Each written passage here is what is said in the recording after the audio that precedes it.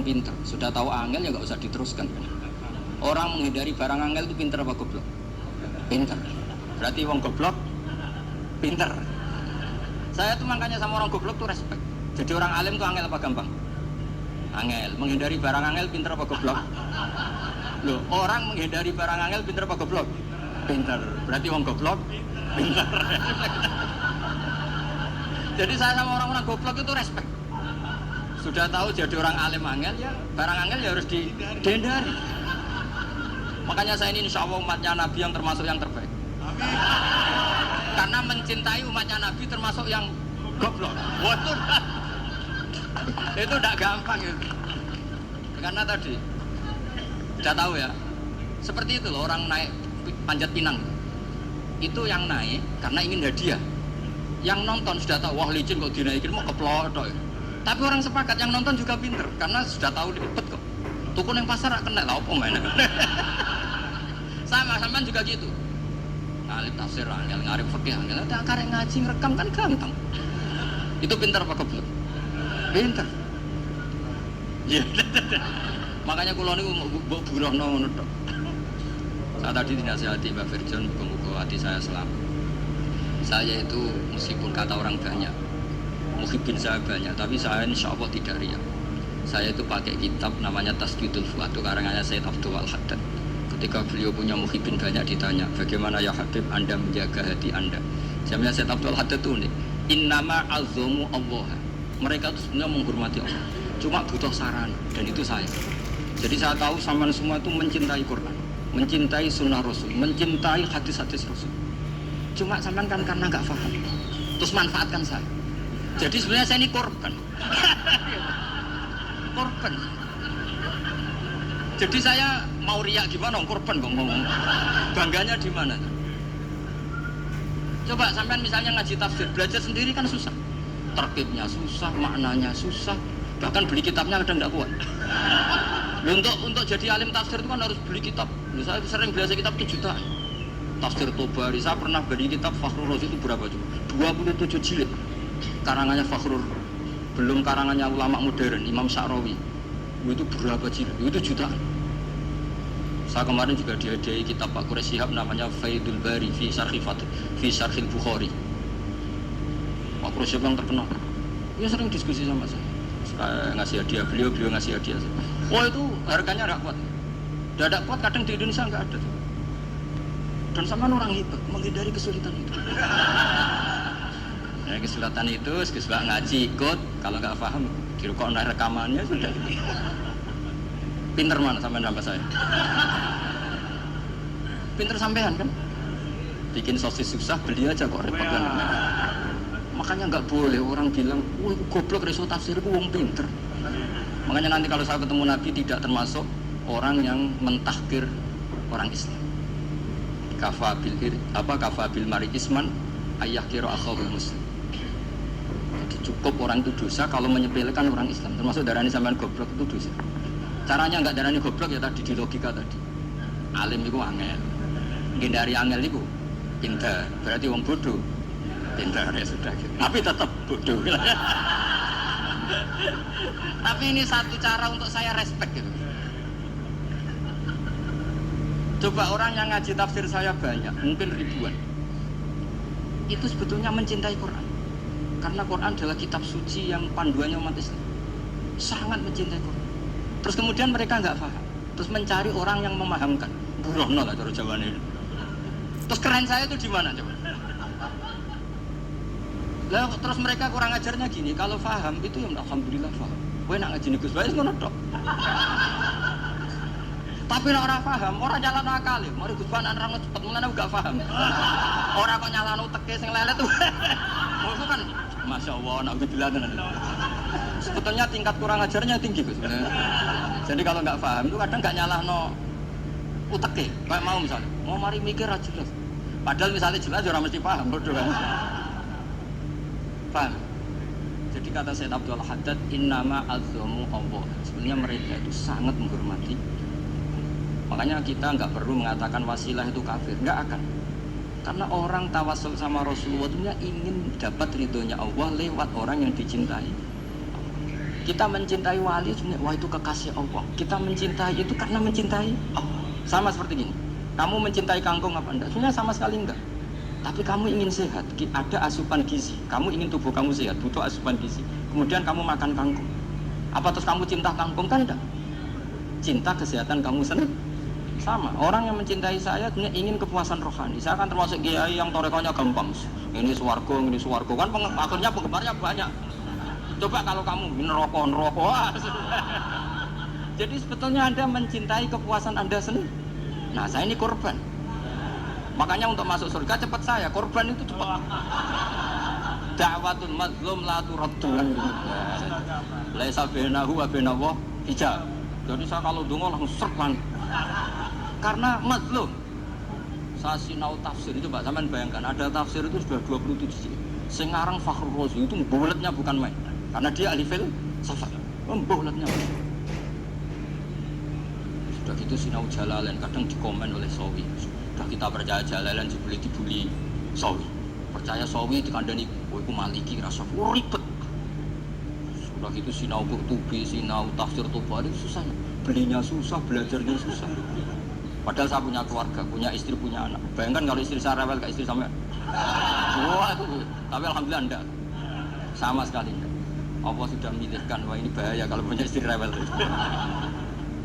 Imam Sibawai itu kitabnya banyak, tapi yang terbukukan hanya kitab Sibawai. Karena beliau kalau sudah belajar lupa istri. Hanya pas beliau di pasar, kitabnya dibakar semua sama istrinya. Karena dianggap saingannya. Ternyata yang dicerai tidak kitabnya, malah istrinya. Itu Imam siapa? Tapi alhamdulillah kitab saya agak terbakar aman. Saya teruskan ya. Jadi untuk menjaga riya dilatih innama azzamu Allah. Sebenarnya mereka itu menghormati, sehingga wasail-wasail itu sebenarnya nggak pernah jadi subjek pelaku utama, tetap Allah. Sebab itu kata Sayyid Muhammad, kamu kok mengatakan wasilah itu kafir itu gimana? Ketika innallaha qad ba'atsa lakum taluta malika. Talut itu ya manusia. PD-nya itu apa? Inna ayata mulkihi ayyatiyakumut tabut fihi sakinatum min rabbikum wa baqiyatum mimma taraka alu Musa wa alu Haruna tahmiluhul malaika. Jadi beliau PD itu kalau bawa sunduk semacam peti sakti, sing di situ ada baqiyatum mimma taraka alu Musa wa alu Haruna tahmiluhul malaika. Ya kayak semacam jimat, tapi saya bukan mensyariatkan jimat enggak, karena nanti banyak penjual yang pembohong juga gitu. Cuma cerita, kamu tidak usah mengatakan kafir dulu. Tolot tidurnya kalau bawa sunduk semacam peti kesaktian yang di situ ada baqiyatum mimma taraka alu Musa wa alu Haruna tahmiluhul malaika. Sehingga Khalid bin Walid meskipun beliau sahabat dan menyaksikan wajah Rasulullah SAW, itu bawa sya'aratun min sya'aratihi Rasulullah SAW, bawa rambutnya Nabi. Perang kemana-mana itu diletakkan di pecinya. Nanti sama tanya lagi, masa pakai peci Khalid bin Walid? Mah panjang itu sampai itu repot. Sampai tak warai ngaji usul fikih. Usul fikih itu kalau ngaji itu ada istilah tangkihul manat. Ini mesti wilayah yang kita bisa berdebat sama Mbak Firja. Dulu itu musuh saya karena saya makili Anwar, beliau makili pelosok. Tapi tahu-tahu kalah tua terus saya mengundurkan diri. Di fikih itu ada istilah, ada tangkihul manat, ada tahqiqul manat, ada tangkihul. Tangkih itu kira-kira gini, lafaz hadis itu dibuang sekian untuk tahu bahwa itu madarul hukmi. Misalnya gini, tak beri contoh paling gampang. Sama harus paham, kalau nggak paham nggak pinter-pinter. Ja'a a'rabiyun ila Rasulillah sallallahu alaihi wasallam. Ya karena ini menghormati Pak Ahmad Siddiq, saya orang alim, jadi ngaji ini tetap ada suasana alim. Ya harus ada suasana alim, nggak perlu jadi orang alim, tadi susah.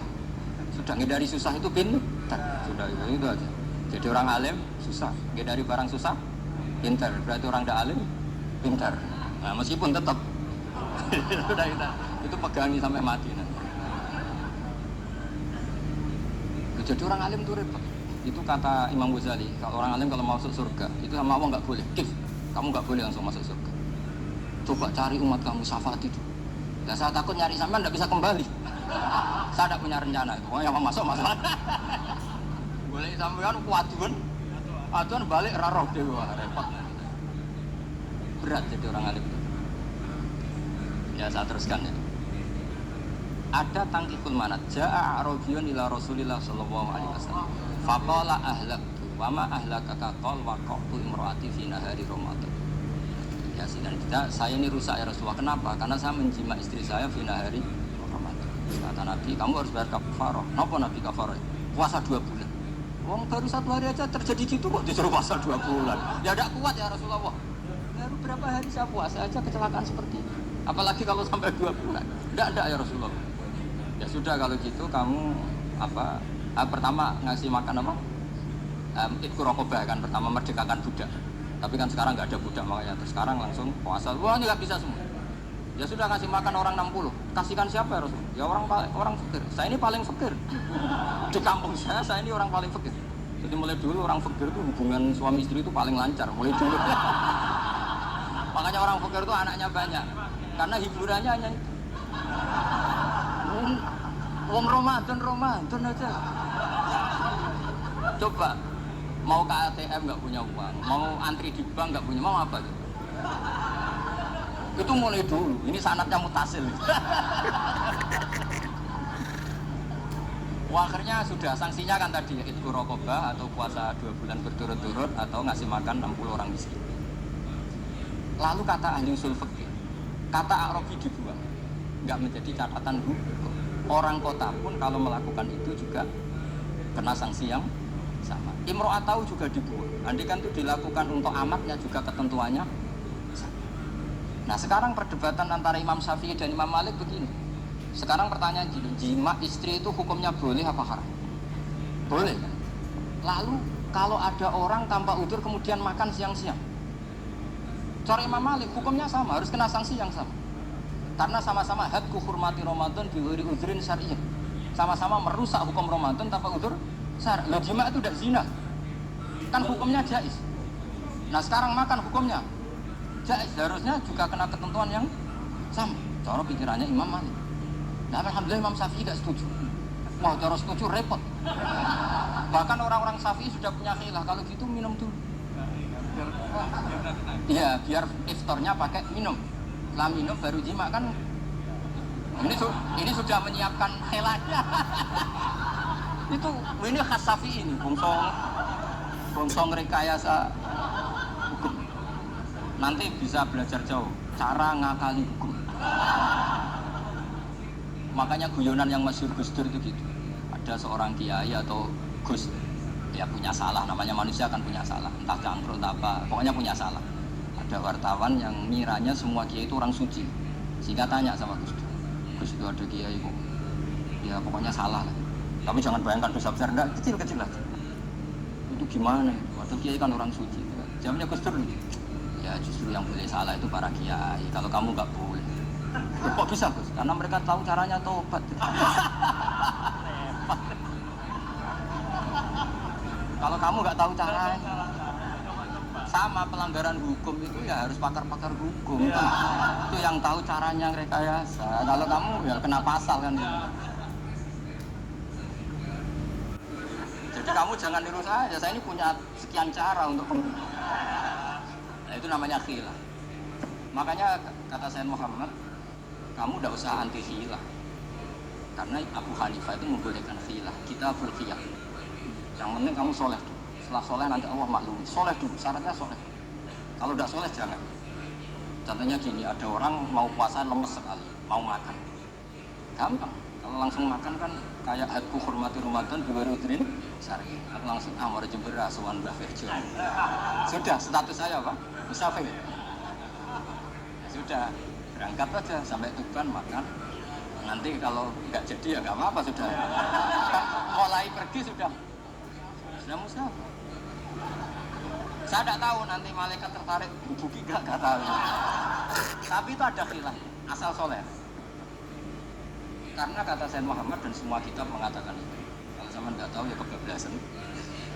Nabi Ayub, yang terkenal kudu Ayub, itu yang Israiliyatnya akan seru. Ikan diukur ke kreweng itu terlalu lah kalau itu. Untuk kreweng konti mendengar orang kreweng itu sudah masalah itu. Singkat cerita, Nabi Ayub ketika diasingkan kaumnya itu kan nggak punya sumber makanan.